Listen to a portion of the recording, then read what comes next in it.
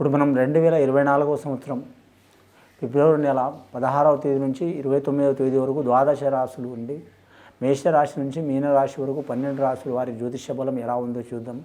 మొదటగా మేషరాశి వారి జ్యోతిష్యం భూత భవిష్యత్తు వర్ధమానం ఈ సంవత్సరం 2024వ సంవత్సరం ఫిబ్రవరి నెల 16వ తేదీ నుంచి 29వ తేదీ వరకు ప్రశ్నశాస్త్రం శుభయోగం అశుభయోగం చూడు.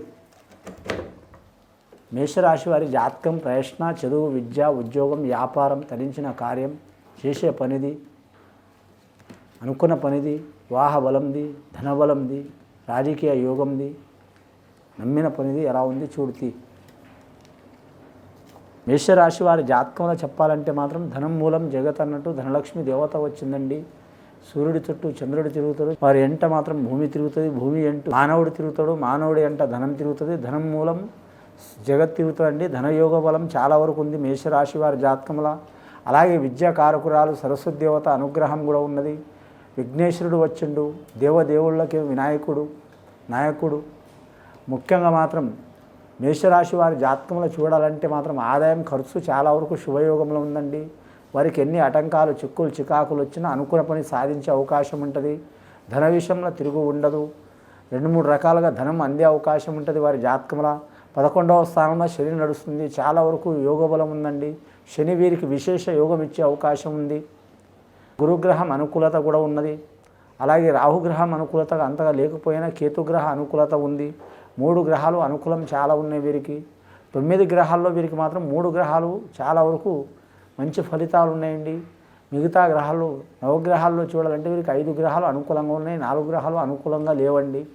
కానీ వీరి జాతకంలో విశేష యోగం నడుస్తుంది కాబట్టి విశేష యోగంలో వివాహ కార్య ప్రయత్నాలు కానీ ఉద్యోగ ప్రయత్నాలు కానీ సంతానం గురించి ఆలోచనలు కానీ లేదా మాత్రం ఏదైనా కొత్త బిజినెస్ వ్యాపారం మొదలు పెట్టాలనుకున్నా కానీ ఖచ్చితంగా మంచి ఫలితాలు ఇస్తాయి.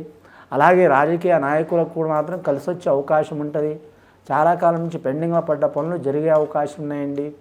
చాలా కాలం నుంచి గవర్నమెంట్ పరంగా ప్రైవేట్ పరంగా చేస్తున్న పనులు ఇబ్బందులు చికాకులు తొలగిపోయే అవకాశాలు ఉన్నాయి.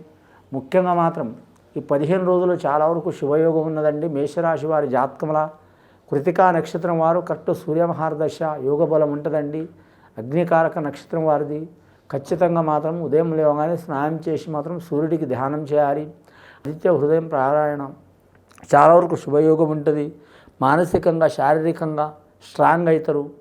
కానీ మాత్రం స్త్రీలు మాత్రం గాయత్రి మాతకు పూజ చేయాలండి. పురుషులు మాత్రం ఖచ్చితంగా మాత్రం విఘ్నేశ్వరుని ఆరాధన చేయాలి. అలాగే మేషరాశి వారి జాతకంలో మేషలగ్నంలో పుట్టినవారు 9వ తేదీ కావచ్చు, 18వ తేదీ కావచ్చు, 27వ తేదీ ఏ వారం కావచ్చు, ఏ నెల కావచ్చు, ఏ సంవత్సరం కావచ్చు ఆ ఘడియలో పుట్టినవారు జన్మ నక్షత్రం అశ్విని నక్షత్రం కానీ కృతికా నక్షత్రం కానీ ఉన్నవారి ఫలితాలు పొందుతారు. వారి పేరు మీద వివాహ ప్రయత్నాలు మాత్రం కలిసి వస్తాయి. ఆల్రెడీ వివాహమైన వారికి ఏమైనా చిక్కులు చికాకులు దారిద్ర్య బాధలు ఉంటే ఇతి బాధలు ఉంటే తొలగిపోయే అవకాశాలు ఉంటాయి. అన్నదమ్ములతో కుటుంబ సభ్యులతో రక్త సంబంధికులతో గొడవలు ఉంటాయి, సమసిపోయే అవకాశాలు ఉన్నాయి. కోర్టు తగాదాలు భూమి తగాదాలు ఉన్నవారికి తప్పకుండా తొలగిపోయే అవకాశాలు ఉంటాయి. దూరదేశ ప్రయాణం విదేశ ప్రయాణం తప్పకుండా ఉంటుంది వారి జాతక బలానికి. అలాగే విద్యలో మాత్రం తిరుగు ఉండదు. అలాగే వారి జాతకంలో చూడాలంటే మాత్రం లక్ష్మీకళ యోగ బలం ఉంటుంది. స్త్రీ నుంచి మంచి ఫలం ఉంటుంది వారి జాతక బలంలో. ముఖ్యంగా వీరికి వెండి బంగారం కూడా కలిసి వస్తుంది, భూమి కూడా కలిసి వస్తుంది, వాహనం కూడా కలిసి వస్తుంది. 11వ స్థానంలో శని 2.5 సంవత్సరాలు విశేష యోగం ఇచ్చిండండి. ఆల్రెడీ సంవత్సరం నడుస్తుంది 11వ స్థానంలో శని నడిచి. ఇప్పుడు ఇంకా సంవత్సరంన్నర వీరికి చాలా వరకు శుభయోగాలు కలుగుతాయి. ఆకస్మికంగా కొన్ని ప్రమాదాలు కూడా వచ్చే అవకాశాలు ఉన్నాయి, రుణబాధలు కూడా వచ్చే అవకాశాలు ఉన్నాయి. నమ్మిన వారు మోసం చేసే అవకాశం ఉంది. వీరు తొందరగా నమ్మే స్వభావం ఉంటుంది. స్నేహానికి ప్రాణం ఇచ్చే గుణం ఉంటుంది. మేషరాశి వారి జాతకాలు మాత్రం భావోద్వేగాలు ఆపుకోలేరు. సున్నితమైన హృదయం ఉంటుంది. చిన్నపిల్లల మనస్తత్వం ఉంటుంది. స్త్రీలకు మాత్రం అధికమైన మంచి ఫలితాలు ఉంటాయి. కానీ మాత్రం నిరుద్యోగులకు శుభవార్తలు వినే అవకాశం ఉంది. వ్యాపారస్తులకు మాత్రం రెట్టింపు స్థాయిలో రాణించే అవకాశం ఉంది. కానీ మాత్రం చేతివృత్తి పనిదారులకు మాత్రం తిరుగు ఉండదు.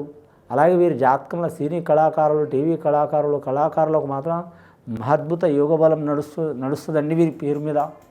అలాగే మీడియా రంగం వారికి కూడా కలిసి వచ్చే అవకాశం ఉంటుంది. ఇంకా వ్యాపారస్తులు చూడాలంటే మాత్రం వీరికి ఏ వ్యాపారం చేసినా కూడా అనుకూలతనే ఉన్నదండి.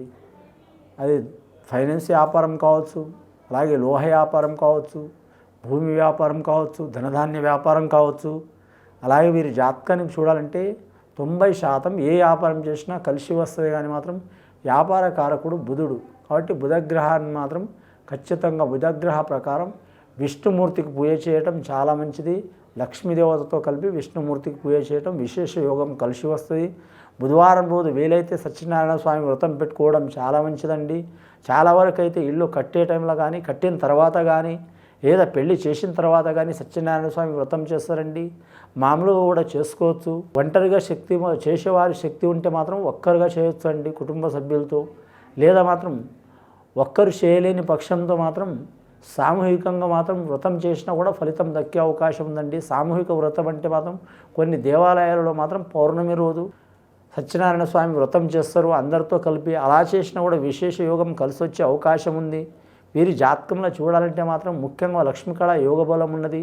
సరస్వతి మాత, లక్ష్మీదేవత, విఘ్నేశ్వరుడు ముగ్గురు కలిసి వచ్చినండి. లక్ష్మీదేవత మాత్రం ధనం లేనిది ఏ పని నడవదు. పుట్టుక నుంచి చనిపోయేదాకా 10 రూపాయల ఖర్చు లేనిది ఏ పని నడవదు. రెండవది సరస్వతి దేవత అంటే విజ్ఞాకారకురాలు.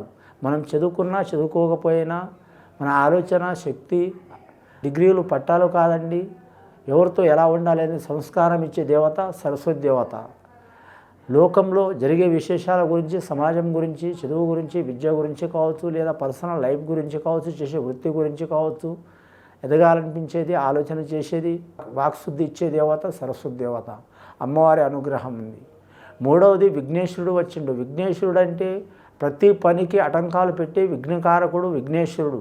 అలాగే ప్రతి పనికి తను ముందుండి నడిపించేవాడు విఘ్నేశ్వరుడు. కాబట్టి వీరికి చాలా వరకు విశేష యోగం కనబడుతుందండి. చాలా విశేష యోగం కలిసి వస్తుంది. నమ్మిన వారు సాయం చేసే అవకాశం ఉంది. దయ్యం, భూతం, మంత్రం, తంత్రం, చెడుపు, చేతబడి కంటే నరదిష్టి ఎక్కువ ఉంటుంది వీరి మీద. అనవసరమైన వివాదాలకు వెళ్ళవద్దు.